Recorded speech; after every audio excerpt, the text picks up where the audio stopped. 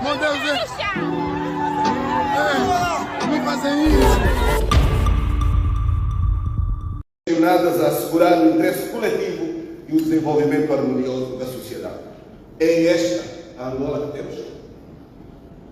Angola tem registrado um recuo no que diz respeito ao desenvolvimento e à segurança nacional, de modo que faz todo o sentido esta iniciativa do Governo Sombra, em abrir uma arena onde se pode discutir e refletir sobre diversos aspectos que nos inquietam em relação a esta matéria, porquanto um tema tão rico e desafiador como é o da geopolítica e segurança nacional possui, obviamente, inúmeras fontes, todas elas suscetíveis de se repercutir sobre a vida do país que temos. Eu não estou aqui no papel de preletor, nem no de moderador, mas ao proceder à abertura desta conferência, diante de uma pleia de especialistas, faço questão de colocar aqui alguns pontos. E devo expressar com a maior convicção que, quanto a mim, esta conferência não deve ignorar um aspecto indissoluvelmente ligado à segurança nacional, que é a avaliação do estágio em que se encontra o Estado democrático e de direito em Angola. 31 anos depois da realização das eleições multipartidárias de setembro de 1992, a democracia em Angola continua frágil. E isto constitui um dos maiores perigos com que a sociedade e o Estado se confrontam no presente momento. Um espectro capaz de nos pôr em causa a unidade e a subsistência dos angolanos. Mas é no atual e corrente ciclo, mais do que em qualquer outra época, que se nota uma maior e clara degenerescência do sistema político nacional e até do regime, suas políticas e da nomenclatura que o sustenta.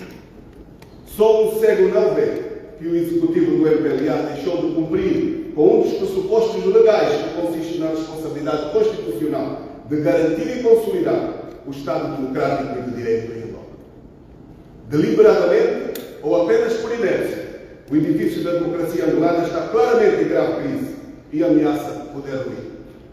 A clássica separação entre os poderes, que constitui o pilar de qualquer democracia, está a estilhaçar-se cada vez mais. O exemplo mais evidente é a imoralidade que campeia hoje no sistema judicial, onde os tribunais superiores e os respectivos magistrados renderam-se ao regime do Partido-Estado e, na sua maioria, revelam-se marionetes do poder unipessoal do Presidente da República. Onde um juiz-presidente do Supremo Tribunal permanece no cargo a despeito dos sucessivos atropelos e ilegalidades que vem acumulando perante uma sociedade que acompanha incrédula tamanho espetáculo. Assistimos a um cenário em que o Presidente da República não respeita a Constituição. São inconstitucionalidades atrás de inconstitucionalidades, como se viu recentemente no dossiê relativo à exoneração do Governador do Banco Nacional de Angola. Também se viu a ordem expressa dada pelo Sr. Presidente da República ao juiz conselheiro, Presidente do Tribunal de Contas, no ato de impulsamento, inibindo de forma inequívoca de emitir vistos e pareceres prévios aos contratos sobre empreitadas públicas. Jamais visto. É em função disso que vamos observando novas clientelas a surgir e a constituírem oligopólios em substituição dos que existiam no regime anterior. Enfim, com métodos e práticas mais sofisticadas das quais se formam cartéis mafiosos em todos os setores, sobretudo nas empreitadas e importações, onde os verdadeiros empresários estão a ser sufocados, pois os governantes e os seus amigos tudo abocaram, a tudo se atiram e alienam, tudo quanto constitui capital valorativo de interesse nacional é tomado ao desbarato. Os governantes mostram-nos uma postura de quem deixou cair o serviço e o conceito de servir, a todos e ao país. Nos mais distintos segmentos da sociedade impera a incerteza e o desânimo, o desencanto, uma realidade dura e uma desgovernação que depaupera o país e a todos expõe. Daí as múltiplas manifestações que vão sendo desencadeadas por diversos setores socioprofissionais, pelos jovens angolanos, pela sociedade civil, reivindicando direitos e exprimindo anseios. Hoje, muitos exprimem estarem fartos do sistema autocrático que cerceia as liberdades e garantias fundamentais constitucionalmente previstas. Mas a forma como as manifestações têm sido reprimidas corresponde a um comportamento típico de Estados totalitários e Estados securitários.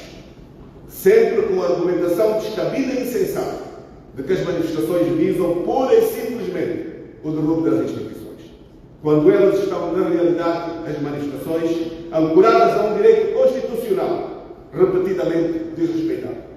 Como consequência, conflitos e tensões absolutamente desnecessários. Esta conferência deve também refletir sobre estes temas, extraindo não apenas conclusões, mas também ser capaz de avançar com propostas, sugestões, para que se ponha termo a este perigoso e caótico Estado. A segurança do Estado é, com efeito, um elemento primordial para a defesa e salvaguarda dos interesses estratégicos nacionais, tendo sempre, em última instância, a manutenção da inviolabilidade do território, controlando e mantendo distantes as suas fronteiras e a garantia das aspirações materiais e também espirituais do povo angolano. Sem tais premissas, o que resta é o caos institucional e a falta de convivência saudável entre os múltiplos grupos que compõem a tessitura étnica e cultural do nosso país. O nosso país, Angola, ocupa uma posição privilegiada em termos geopolíticos e geoestratégicos. Por isso, não tenhamos ilusões. Angola suscita cobiças diversas no cenário internacional. De modo que não é avisado que a sua governação seja deixada aos caprichos e aos humores das nossas preferências, das nossas divergências político-partidárias. Precisamos de estabelecer e conceber uma mediana coerente com os interesses estratégicos suprapartidários em matéria de segurança nacional. Há toda a necessidade de se recuperar o prestígio e o capital externos que têm sido malbaratados, através de um trabalho apurado e porfiado, que deve começar a nível interno para redinamizar as nossas potencialidades em diversas áreas, repondo-se fundamentalmente no desenvolvimento que o país já teve nos setores primários, agricultura e na indústria, para não depender exclusivamente do setor extrativo e de um monoproduto como é o petróleo. Referimos-nos assim à segurança alimentar dos angolanos, que atualmente atravessa sérias ameaças, desde logo porque Angola foi colocada na situação constrangedora de ter de importar quase tudo o que consome, incluindo alimentos básicos, algo que um governo atento e preocupado com o seu povo já deveria ter há muito garantido. Decorreram 2 décadas desde que o país alcançou a paz. Sendo assim incompreensível que se tenha dilapidado de forma irresponsável e em prejuízo das atuais e futuras gerações os recursos financeiros que lhe teriam permitido retomar a condição de autossuficiência alimentar. Não faz sentido que, com o grande bem-fazejo potencial hídrico e agrário de que Angola dispõe, continuemos a importar alimentos que poderiam ser todos produzidos localmente. O que é feito no Planalto Central, que já foi o celeiro de Angola? Onde está o grêmio do milho, que além de alimentar os angolanos, também enriqueceu honestamente os empreendedores dessa área? As principais cidades de Angola foram erguidas com receitas da agricultura, com exportações do café, do algodão e de outros produtos do campo. Não foi preciso mexer nas jazidas de petróleo, como hoje se faz de maneira insensata, ao ponto de se estar a exaurir este importante recurso estratégico, sem garantir a segurança das gerações vindouras. Hoje, usa-se o Fundo Soberano em programas de interesse partidário. O governo angolano deixou-se adormecer na ilusão de que exclusivamente com o petróleo se pode obter riqueza para construir tudo e até para criar uma classe empresarial nacional. A verdade é que o tempo passou e hoje temos uma Angola cuja economia padece da chamada doença holandesa. Ao invés de uma robusta classe de empresários nacionais, gerou-se uma casta minúscula de endinheirados que vivem no luxo e no fausto, sem que consigam criar empreendimentos para impulsionar a economia angolana e, consequentemente, proporcionarem melhores condições de vida à generalidade dos seus compatriotas, que vegetam, infelizmente, na pobreza. O regime levou a má governação, adensada por uma estrutura corrupta e venal, ao extremo de obrigar agora o país a ter não só de vender os anéis, mas possivelmente também os dedos, se tão clamorosos erros de governança persistirem. O desastre está mais do que evidente na situação de insolvência, de bancarrota, a que o MPLA conduziu e continua a conduzir o nosso país. Infelizmente, atingimos os níveis de decadência e descalabro que se observam nos dias de hoje apenas por incúria governativa, por falta de sabedoria na gestão da coisa pública. A mendicidade aumentou exponencialmente, atingindo comunidades e famílias inteiras em zonas onde não se imaginava que isso pudesse ocorrer. Nas periferias das grandes cidades, mas também nas aldeias mais recônditas e de difícil acesso, é inconcebível que as populações locais sejam simplesmente abandonadas pelas autoridades e entregues à fome sob o pretexto da falta de recursos ou falta de acessibilidade. Lá, onde os caminhões civis não possam chegar, devem ser usados os camás das FAB, quer para levar a estes locais os víveres que as populações necessitam, como para ajudar a tirar de lá, de muitos locais rurais, os excedentes que são lá produzidos para a comercialização das grandes cidades. Tudo isto significa que é hora de nos questionarmos a respeito das Forças Armadas que pretendemos e qual o papel que os soldados podem desempenhar num momento como este, em lugar de serem simplesmente deixados à ociosidade sem apoios nas casernas. Tudo isto passa por atribuir um significado diferente às Forças Armadas, que não se fica apenas pelo conceito de defesa do puro, mas pela real despartidarização da instituição castrense e a sua devida valorização pelo importante e único papel que representa. Ilustres, minhas senhoras e meus senhores, sei que um painel deste fórum irá tratar da problemática do fundamentalismo religioso, como uma putativa ameaça à segurança nacional.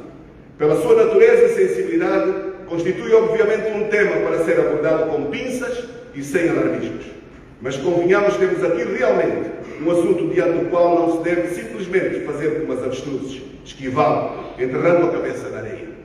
Não há que acender uma bandeira vermelha, mas o Estado angolano deve estar consciente de que o fundamentalismo religioso e os conflitos interreligiosos constituem problemas dos dias de hoje, no contexto geopolítico internacional, que podem ameaçar ou atingir qualquer país, direta ou indiretamente. Num mundo globalizado e multipolar, estes fenómenos não estão assim tão longe de nós. Desde logo, é preciso consciencializar as estruturas afins a tomar medidas profiláticas e estratégicas contra tais fenómenos, o que pode passar a partida por desafiar as classes académicas, políticas, a sociedade civil e a comunidade de inteligência a refletirem sobre o assunto, como vai acontecer nesta conferência. Lá diz o ditado que quando a barba do vizinho está a arder, devemos colocar a nossa de molho. Este ditado universal deve ser levado a sério, porque há países do nosso continente que já se debatem com conflitos decorrentes do extremismo religioso. A religião é um fenómeno intrinsecamente humano que define crenças, hábitos e vivências díspares entre as pessoas de uma mesma sociedade. Num quadro de tolerância e liberdade religiosa que a nossa Constituição acolhe nos seus artigos 10º e 41º. Mas esta laicidade não significa que não nos devamos preocupar que o país tenha presentemente um excessivo número de denominações religiosas, igrejas, seitas, enfim, o que quer que seja, sem serem suportadas por uma doutrina teológica. Já é dado adquirido que entram no território nacional muitas denominações de índole duvidosa. Elas têm comprovadamente desenvolvido uma ação perniciosa para a vida normal da sociedade angolana, chegando a destruir famílias inteiras ao inculcar-lhes valores completamente estranhos e que vão contra a identidade cultural angolana. Reitero, isto deve-nos preocupar. Não somos anticlericais, mas temos de ser realistas em relação à questão do atual florescimento anárquico das religiões em Angola. É do nosso conhecimento que há um levantamento de serviços especializados e do Ministério da Cultura que deveriam merecer maior atenção para uma tomada de decisão sobre o assunto, mas que foram simplesmente engavetados e ignorados.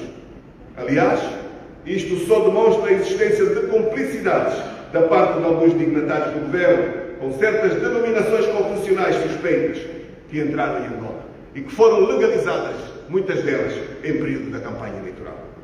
Estranho ainda mais que não se tenha observado a mesma inação quando há alguns anos se procurou banir, com excessiva e macabra carga policial e sem o menor respeito à legislação sobre liberdade religiosa, as questões ligadas à seita à luz do mundo, cujo líder, o pastor Julino Calupeteca se encontra até hoje a cumprir pena de prisão após um controverso julgamento. Em suma, não desejamos que esta conferência seja apenas mais uma que se realiza, a semelhança de muitas com uma imagem intelectual e um debate teórico poucos, mas sem deixar consequências práticas, sem deixar boas propostas, não teremos cumprido o nosso papel. Ou seja, queremos que as decisões que saírem deste fórum venham a ter impacto sobre o nosso futuro e tenham propostas que possam servir para inspirar o nosso governo. É minha convicção que podemos ir mais longe com a cientificidade e o pragmatismo requeridos, mas, sobretudo, sem tabus, nem a tibieza com que o atual poder as tem abordado, em muitas circunstâncias, até mascarando os problemas existentes. A despeito de todo o atual panorama desesperante e suscetível de abafar qualquer sentimento de esperança, a UNITA e os angolanos não devem desistir de lutar pela mudança e pelo futuro, com todas as armas de uma política honesta, credível, com ética e com uma abordagem, sobretudo, patriótica. Muito obrigado a todos. Declaro aberta esta conferência. Acorda cedo, põe o pé na estrada, deixa o filho em casa com uma vontade de voltar para casa. Quando chega a praça,